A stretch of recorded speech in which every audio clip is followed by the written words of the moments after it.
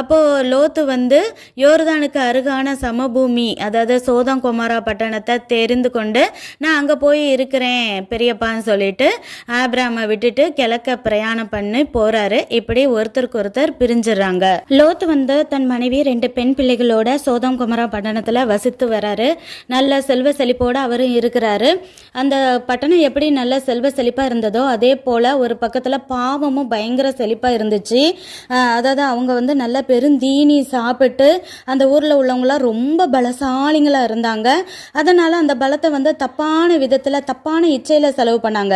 ஆணுக்கு ஆண் பெண்ணுக்கு பெண்ணென தவறான காரியங்களில் ஈடுபட்டு தேவனுக்கு விரோதமாக பாவம் செஞ்சாங்க. வீணா நேரத்தை செலவு பண்ணுறவங்களா இருந்தாங்க.